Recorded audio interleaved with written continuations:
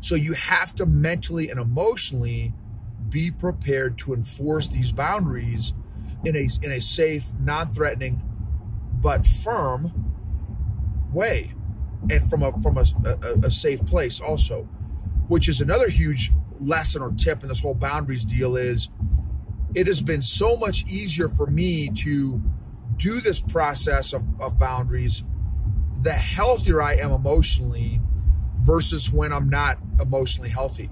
Well, heck, it was impossible. So if someone had said, hey, Noble, come up with these boundaries, come up with them, communicate them, and enforce them, I'd be like, dude, no.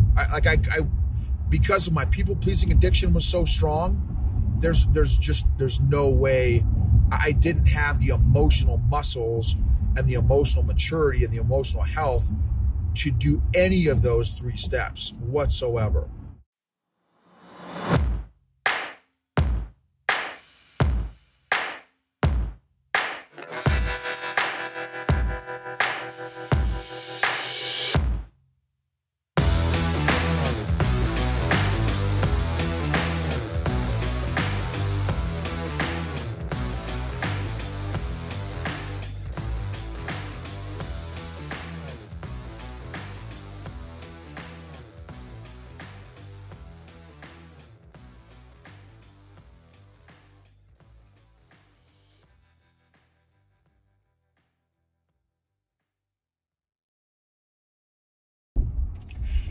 EQ gangsters. Super snowy here in Colorado. Such a blessing. Absolutely love snow. Lived in North Carolina for 23 years, and they had 2 seasons, hot and hotter. It has been such a blessing to be in a state that has all 4 seasons again, since I grew up in the Midwest where we had 4 seasons. Snow out here in Colorado is a lot different than Midwest snow, because when it does snow, since there are 300 days of sunshine in Colorado, if it snows, the very next day there's typically sun for the rest, for the next 3 or 4 or 5 days or whatever weeks until it snows again. And, of course, within a couple of days, the snow all melts. So like each snow is like the first snow because it doesn't build. Anyway, it's just neat. So it doesn't ever get dirty and grimy and grungy again, like in the Midwest. So it just has been so beautiful. I've been putting some reels on my social media, specifically on IG, on Instagram, with some shots of how much snow. We just got about 1 foot of snow, the most snow we've ever gotten since we've been in Colorado, since the past 3.5 years now, and it is just absolutely beautiful. Because we're in the country and there's pine trees, and the pine trees are all under these pillows of soft, puffy snow. It's just beautiful. It literally feels like we're in a snow globe. It is just, and then we have this whole family of deer, this whole squad of deer that will come bebopping by. Of course, our bonehead golden doodle loses his mind, flips out because he wants to go chase the deer. And anyway, it's always high adventure, but it's just beautiful. It's like legit snow globe ops. Wanted to share insight, something that has been so rewarding for me, which is kind of also a new emotion. Rewarding, the emotion of feeling, rewarding. It's kind of a new emotion, and maybe that's why I dig it, because it's new and unique, and it's a pleasant one. From coaching, there are, so I don't know how many coaching clients I've probably got this year. I don't know, 50, 60, 70 coaching clients, somewhere in there, plus or minus. Some have come and gone. Some are still going because of the contract time and the particular coaching program I was doing with some of them. It has been so fun working with those folks that have struggled with boundaries, specifically a lack of boundaries. it's been so fun because that has been one of my biggest areas of growth and improvement, has been now for the first time in my life over the past 4 years, I finally have boundaries, which again is new, a new concept, a new thing for me. Because for 4 decades, I didn't even know what boundaries were, other than in the tactical sense. In the tactical sense, I obviously know what boundaries are, but in the relationship sense, personally or professionally, I had no concept of what boundaries were. And life can be pretty miserable and exhausting and scary and unpredictable and unstable and fearful and stressful when you don't have boundaries, and you don't know how to set boundaries, and you don't know how to communicate boundaries, and you don't know how to enforce boundaries. Life cannot be very pleasant if you are in that kind of scenario, if you find yourself in that kind of scenario, which again, that was me. Not only did I have no boundaries, but I wasn't aware of, so therefore did not recognize anyone else's boundaries. So I'm scared to think about how many boundaries I violated. So not only did I get my boundaries violated all the time, but I know I violated other people's boundaries, and again, completely clueless.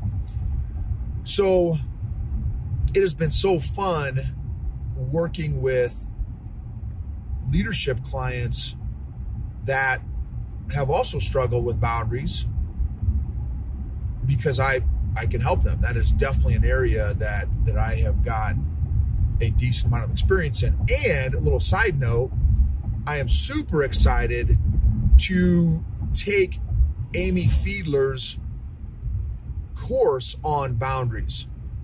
Highly recommend. Her content is fire, y'all. If you think my content is good, her content is like 10x what my content is. So, and I'm not like, that's legit. If I am a white belt with 4 stripes or a blue belt with a couple stripes, she's a black belt with the level of her awareness and understanding and connection. And she's been in this game, so to speak, of emotions, this world of emotions, for probably 2 decades. I've only been in it for 4 years. She's got, again, 16 years on me easily. And so, anyway, so Amy Fiedler, so I've gotten a couple different, 2 or 3 different interviews with her on my podcast. So you can go back and find her 1 or 2 episodes. There's a new one I'm going to be posting here soon. Actually, probably a couple different ones I'll be posting soon with Amy Fiedler. She's super nice lady, bad to the bone, life coach. Anyway, so she's created this course on boundaries that I'm super excited to take and share some insights and lessons as I continue to grow in my area of boundaries. Helping leaders who have had no boundaries start to become aware of, like, I'm thinking of one particular client. She's a big cheese executive and has, for all intents and purposes, never had boundaries. Come up with a list of boundaries. So this is kind of some of the questions that I asked her. What if you could list, just vomit. I don't want you to analyze it. I don't want you to think about it. List as many boundaries as you can that would make you feel safe and comfortable and confident and encouraged in relationships, personally and professionally, like with your spouse, your children, your parents, your siblings, your friends, personally, and then professionally, the folks that you lead, your peers and your leadership hierarchy, your boss, and so on and so forth, your boss's boss, I want you to just vomit them. And I would encourage you to do the same exercise. Pause this episode, or whether you're watching on YouTube or you're listening on the podcast, pause it, set your alarm for 10 minutes, and write down as many as possible. Don't organize them yet. Just start vomiting. You can do all the organization and analysis later. Just get as many down in a 10-minute chunk of time as possible. And so anyway, I had this client do that exercise, and she came up with, I don't know, I think maybe 10 or 15 at the time when I had her do this exercise. And she's one of my monthly coaching clients. So I said, hey, I want you to, so I said there are a couple things that you need to be aware of. So coming up with it is one thing. Communicating these is another thing. And the third thing is enforcing these, because it's not, and this is what you got to be ready for in terms of boundaries. It's not if your boundaries are going to be violated, it's when. Why? Because you've never had these boundaries before. So when you have people that are used to interacting with you a certain way, again, personally or professionally, they're not used to these boundaries. So they will cross these boundaries, even if and when you do communicate them.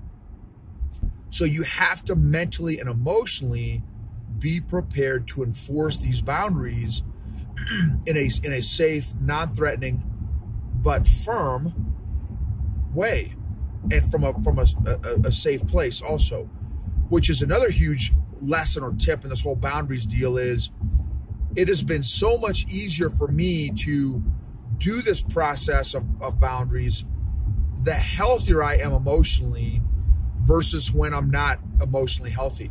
Well, heck, it was impossible. So if someone had said, hey, Noble, come up with these boundaries, come up with them, communicate them, and enforce them, I'd be like, dude, no. Because of my people-pleasing addiction was so strong, there's no way. I didn't have the emotional muscles and the emotional maturity and the emotional health to do any of those 3 steps whatsoever. So, and I had been working with this leader for, I don't know, 4 or 5 months. And so she was already, after 4 or 5 months, in a much emotionally healthier place so that she could do these exercises. So because once you create them, then you've got to communicate them. Because, I know a lot of people, no joke, especially based on a couple of different personalities, there are a couple of different personalities that sometimes, and again, a lot of this is, there's a lot of variables, depends on maturity, depends on EQ, all that stuff. Some personalities have expectations of other people and don't communicate those expectations, and then get upset when their expectations aren't met.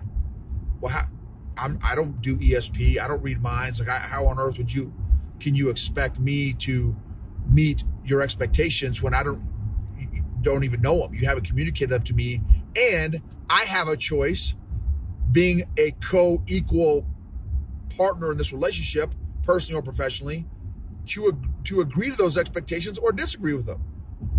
So anyway, so communicating your expectations / boundaries in all those different areas of relationships is a huge piece of the puzzle of boundaries, and communicating them, again, from and in a safe, mature, unemotional, non-threatening manner to those, again, various parties, personally and professionally, in a way that can be received and absorbed and understood to the receiving parties. And again, they can choose to agree or disagree, which takes you to number 3. You've got to be, again, mentally and emotionally ready and physically ready to enforce those boundaries, again, in a safe, unemotional, non-threatening way, safe way that doesn't trigger you, it doesn't trigger them. And you just, hey, Frank, Bob, Susie, remember last week, last month, 3 months ago when I communicated this boundary, in this particular scenario, that boundary was violated.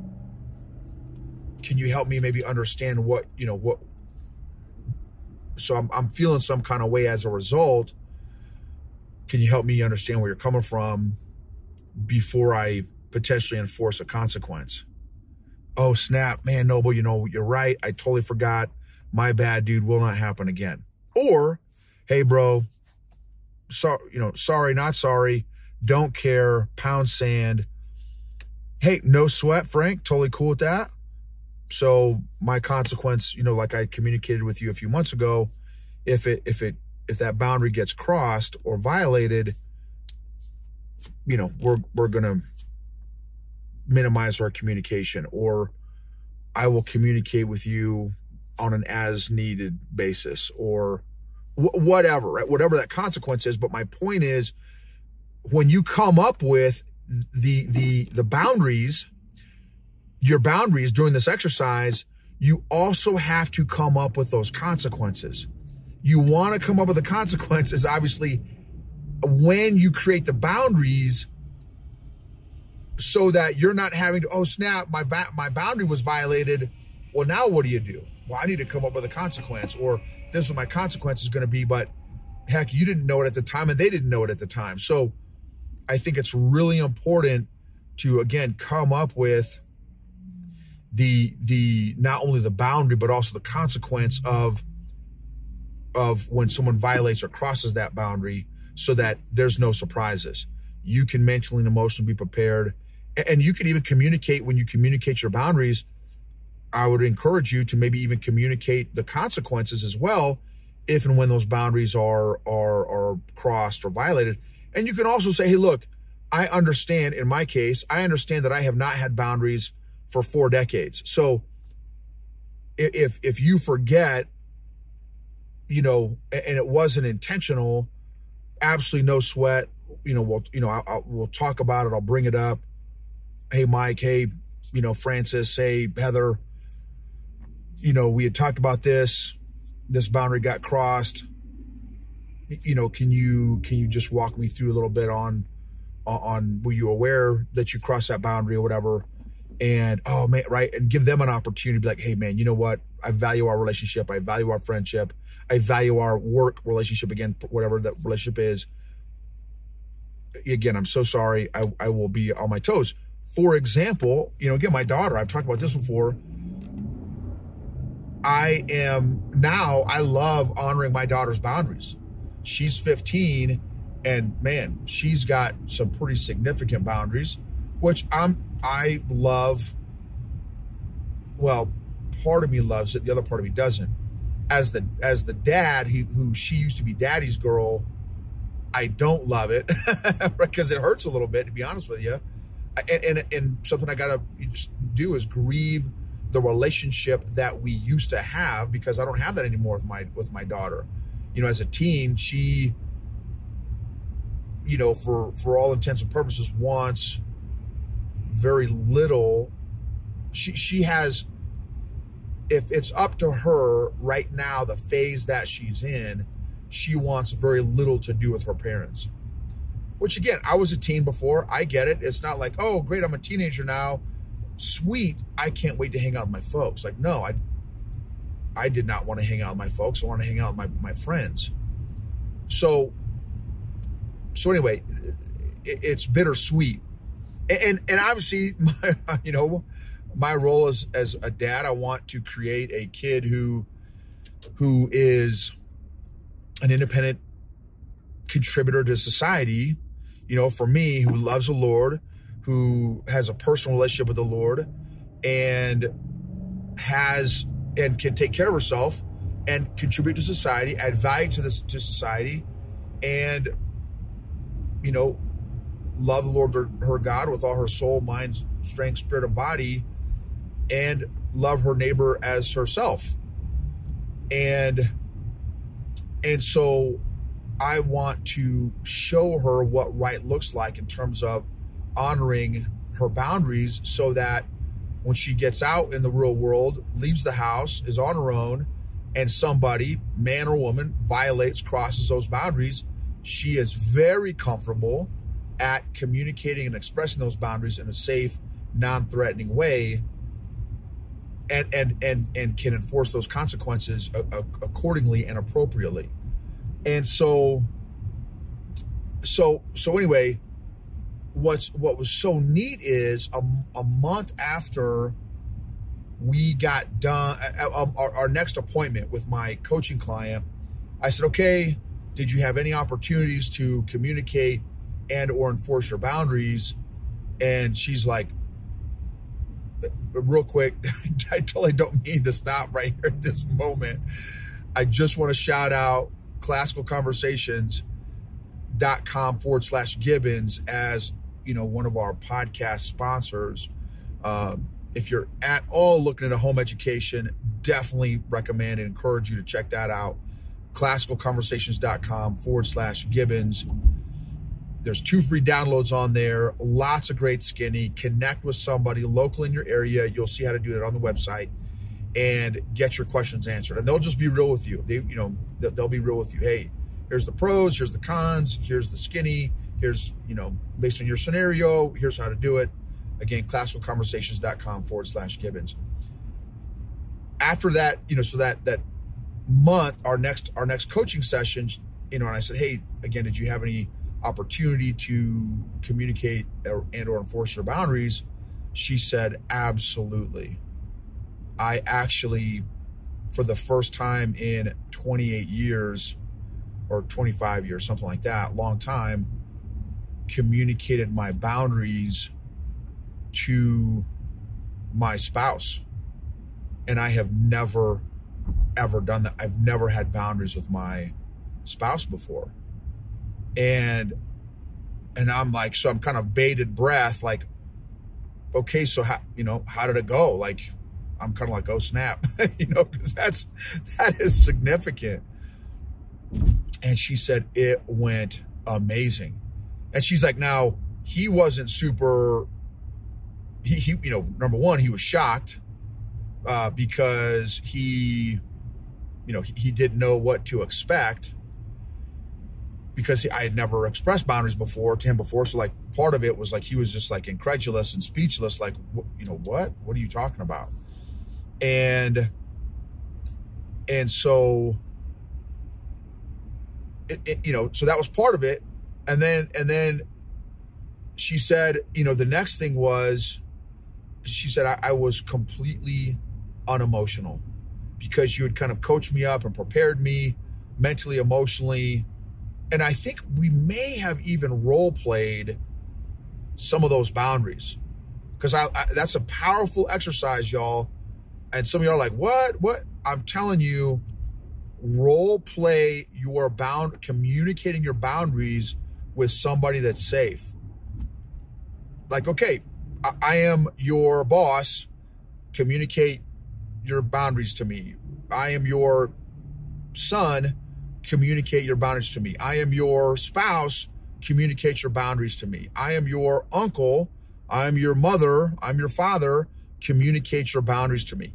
Just to, if you don't actually think this through, it can be very, very challenging. And so that is something that we did. And I think we may have done it with some of her boundaries. I don't think we did it with all of them. But anyway, nonetheless, it's a powerful exercise. I have done it with other folks for sure as well, but it's a powerful, powerful tool in the boundary process. Okay, the other thing I asked her, so I'm like, okay, snap. So he was kind of like, got hit out of left field in a good way, so to speak, from her standpoint and perspective. The second thing was, again, she said she was completely unemotional and delivered very clearly, very succinctly, and you don't want to do a whole bunch of extra words and get verbose and explain and all that kind of stuff. You just communicate very clearly, very succinctly what your boundaries are, what those consequences are. And she said she rocked it. And then I said, how did it feel? And she's like, man, I felt so empowered. I felt confident. I felt in control. I felt strong. I felt at peace. I felt like there was no drama. And I was like, just massive, like big, strong emotions. Very, pleasant, very, very powerful, pleasant emotions. And I'm like, I am so stinking proud of you. So proud. 20 plus years, you've never had or communicated boundaries or a force bound. Like, I'm like, this is like winning a gold medal in the Olympics. Like, this is massive. I'm like, I'm so proud of you. And it was just, man, I tell you what, as a coach, man, I tell you what, that's, and then she shared some stuff that she's done with her children. And I was just doing internal backflips, man. I was so excited for her. It's a massive milestone. So something that might be a good idea is do a boundary audit for your own life and see, okay, are there some boundaries that you need to change? Are there some boundaries that you need to get rid of? Are there some boundaries you need to add? Again, in each of those different areas that I had expressed earlier, personally and professionally, in those different areas. Because personally, right, the boundaries with your spouse is going to look different than the boundaries with your children. It's going to look different than the boundaries with your parents, which is going to look different than the boundaries with your siblings. And it may sound like, dude, that's a lot of, yeah, it is, but we are in relationships all the time. And if we don't identify these things, that's where conflict and tension, can arise. How many of our relationship conflict and tension do we have as a result of no communication of expectations, no communication of boundaries, and also, in addition to that, there's no enforcement of boundaries as well. So boundaries get stepped on or crossed or violated, and there's no enforcement. So now you just, ultimately trained that other person in the relationship. She was just blowing smoke. He was just blowing smoke when he communicated those boundaries to me, when she communicated those boundaries to me. So it may take you some time, but man, I tell y'all, it is such a powerful, powerful experience. And I just gave you one example from one of my coaching clients from one scenario. Each of those clients, which is that's a whole nother ball game, but the power of that particular emotion of feeling empowered, and you could almost argue feeling powerful, is a powerful experience. To feel empowered. How often do you feel empowered? How often do you feel powerful? I will argue that having proper, healthy, effective boundaries makes you feel that way, makes you feel empowered and confident and strong. It's a game changer, y'all. It is a game changer. Or a client. I didn't even talk about that. Boundaries with clients. With your own business clients, work clients. We can tend to just let some people like, oh, hey, with my clients and customers, then I'm not going to have any boundaries. Y'all, I'm telling you, people need boundaries and people respect boundaries if you respect your own boundaries. If you don't respect your own boundaries, guess what? They won't either. So thank you for being on this journey with me and letting me be on this journey with you. It would mean a ton if you would just take 15, 20 seconds to rate and review, subscribe, share a particular episode that has really impacted you or meant a lot to you. Sharing that with a friend, a family member, a colleague, or a coworker.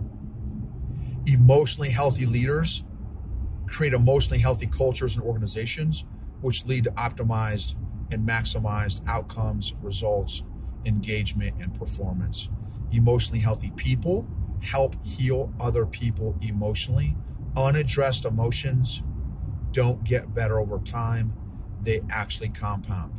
You are worth your emotional health, your emotional fitness, your emotional freedom.